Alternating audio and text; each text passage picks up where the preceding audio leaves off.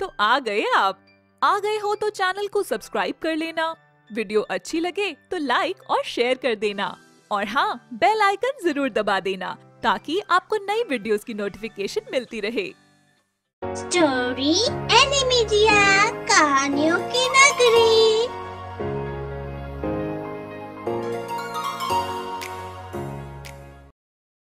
ये कहानी है जोधपुर नामक गांव की, जहां रोहन अपनी बहन और माँ के साथ रहता था। रोहन की माँ ने बचपन से अभी तक अपने दोनों बच्चों की हर जरूरत को समझा, साथ ही उनकी सारी इच्छाएं पूरी भी करी। रोहन की एक कंपनी में अच्छी नौकरी लग जाती है, तो वो घर की सारी जिम्मेदारी अपने कंधों पर उठा लेता है और साथ ही अपनी माँ को अब आराम करने के लिए बोल देता है। माँ, आपने इतने साल सब कुछ इतने अच्छे से संभाला है, पर अब आपकी उम्र हो गई है, तो आप आराम करो और घर की सारी जिम्मेदारी मैं उठाऊंगा। बेटा, अभी तो तेरी नौकरी लगी है, कुछ दिन आराम से अपनी जिंदगी जियो, बाद में सब तुझे ही तो करना है। माँ, आप चिंता मत करो और मैं सब संभाल लूंगा, आप बस आराम करो अब। ठीक है बेटा। फिर धीरे धीरे रोहन सारी जिम्मेदारी उठा लेता है। उसकी माँ और बहन ये सब देखकर खुश होते हैं। रोहन की कंपनी के मालिक बीमार रहने लगे, तो उनकी बेटी प्रिया ही कंपनी संभालने लगी। फिर प्रिया और रोहन की दोस्ती हो जाती है। कुछ दिनों बाद वो दोस्ती प्यार में बदल जाती है। फिर प्रिया रोहन को शादी के लिए बोलती है। रोहन, अब हमारे रिलेशनशिप को बहुत समय हो गया है, साथ ही सब लोग हमारे बारे में जानते हैं और मुझसे मेरे घर वाले भी पूछ रहे थे कि हम शादी कब करेंगे। प्रिया, मैं तुमसे बहुत प्यार करता हूँ, तुम अच्छे से जानती हो, पर हम दोनों का रहन सहन, घर परिवार सब बहुत अलग है। साथ ही तुम्हारे पापा पर बहुत पैसा है, तुम एक अमीर फैमिली से हो और मैं तुम्हारी कंपनी का एक साधारण सा मुलाजिम, एक छोटा सा एम्प्लॉय हूँ। तो क्या हुआ रोहन, मैं सब एडजस्ट कर लूंगी, बस मैं तुमसे प्यार करती हूँ और शादी करना चाहती हूँ।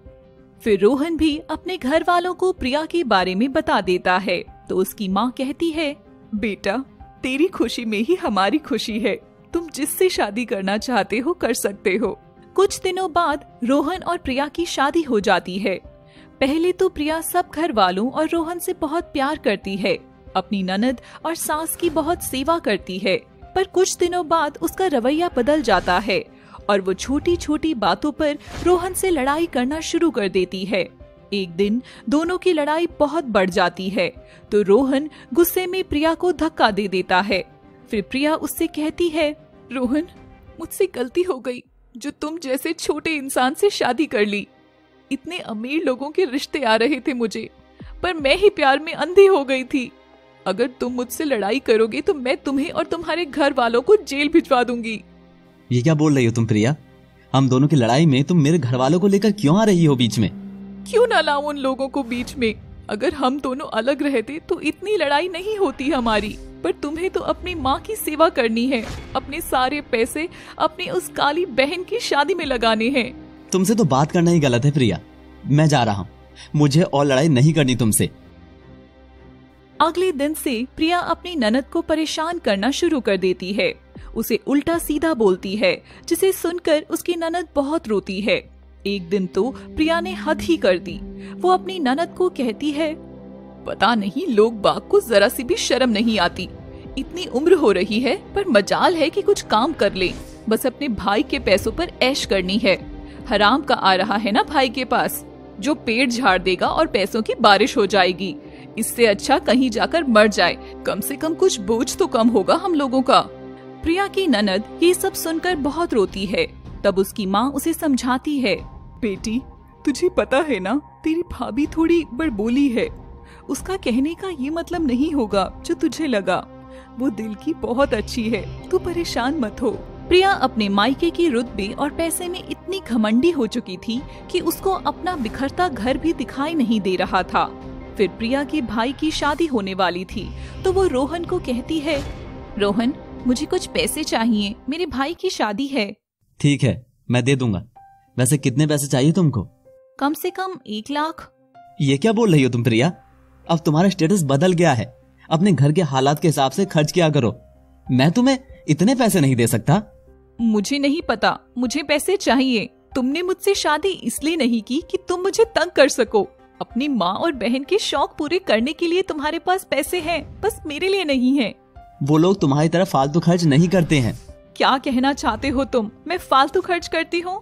प्रिया और रोहन में इस बात को लेकर बहुत लड़ाई झगड़े होते हैं। फिर रोहन की माँ अपने गहने बेचकर प्रिया को पैसे दे देती है। बेटी प्रिया, ये लो पैसे और अपने भाई की शादी में खूब मजे करना। माँ जी, आप अपने गहने बेचकर अपने बेटे की नजरों में महान बनना चाहती हैं। मैं सब जानती हूँ आप कैसी माँ हैं, अपने बेटे के घर को उजाड़ रही हैं। प्रिया, माँ ने तुम्हारे लिए ये सब किया और तुम उन्हीं को बोल रही हो? कैसी औरत हो तुम? तुम्हारे लिए हम लोग कितना भी कर लें, पर तुम्हारा घमंड कभी कम ही नहीं होता। प्रिया उन पैसों को लेकर अपने भाई की शादी में चली जाती है। वहाँ जाकर खूब अय्याशी करती है और कुछ दिन बाद अपने ससुराल आती है, पर तब भी उसमें जरा भी बदलाव नहीं आया। एक दिन प्रिया अपनी सांवली ननद को अपनी खूबसूरती से चिढ़ाती है। कोई इतना खूबसूरत कैसे हो सकता है कि जो एक बार देख ले उसकी खूबसूरती को देखे बिना जा ही नहीं सकता। और कुछ लोग इतने काले होते हैं, अगर सुबह कोई उनका चेहरा देख ले तो पूरा दिन ही खराब समझो। प्रिया की ननद सब कुछ चुपचाप सुनती रहती है। वो प्रिया को कुछ नहीं कहती। फिर प्रिया को बुखार हो जाता है और उसकी सास और ननद उसकी खूब सेवा करते हैं, पर प्रिया को उनकी अच्छाई दिखाई नहीं देती। फिर कुछ दिन बाद प्रिया की माँ उसके घर आने वाली होती है। तभी प्रिया सबको बोलती है, कल मेरी माँ हमारे घर आ रही है और प्लीज उनके सामने कोई भी गरीबों वाली हरकत मत करना, कभी उन्हें अपनी औकात दिखाने लग जाओ। फिर प्रिया की माँ उसके ससुराल आ जाती है और वो प्रिया की सास को कहती है, बहन जी, पता नहीं आप इसे कैसे संभाल रहे हो। प्रिया हमारे परिवार में 5 पीढ़ियों बाद हुई थी, तो लाड़ प्यार में कुछ ज्यादा ही घमंडी हो चुकी है। अगर इससे कुछ भूल हो जाए तो माफ कर दीजिएगा। कोई बात नहीं बहन जी, प्रिया तो मेरी बेटी जैसी है। ये बात सुनकर प्रिया की माँ बहुत खुश हो जाती है। साथ ही वो प्रिया के ससुराल वालों का अच्छा स्वभाव देखकर अपनी बेटी की किस्मत पर बहुत खुश होती है। कुछ दिनों बाद प्रिया की माँ चली जाती है और अगले दिन उसका फोन आता है। बेटी प्रिया, मैं बहुत बीमार हूँ और तेरे पापा और भाई भाभी यहाँ नहीं है, तू कुछ दिन मेरे पास आ जा।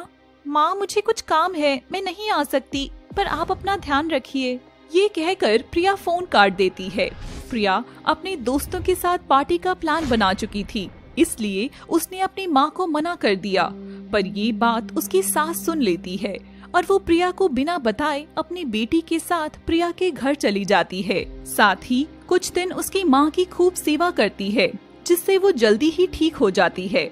कुछ दिनों बाद जब प्रिया की सास और ननद वापस घर आते हैं, प्रिया उन दोनों पर गुस्सा करती है और कहती है, आ गई दोनों, पता नहीं इतने दिन कहाँ रहकर आई हैं।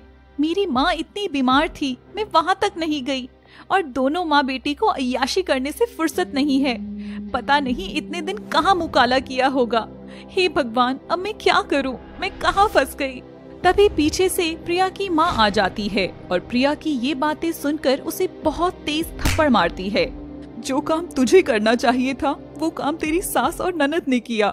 उन्होंने इतने दिन मेरे साथ रहकर मेरी सेवा करी और तू इनको ही बोल रही है। तेरी जैसी बेटी होने से अच्छा है मेरी कोई बेटी ही नहीं होती। फिर प्रिया की माँ उसकी सास से कहती है, बहन जी, मुझे माफ कर दो। ये घमंडी लड़की मैंने आपके घर भेज दी और आपके घर को भी अशांत कर दिया। आप जैसे अच्छे संस्कार मैं अपनी बेटी को ना दे सकी।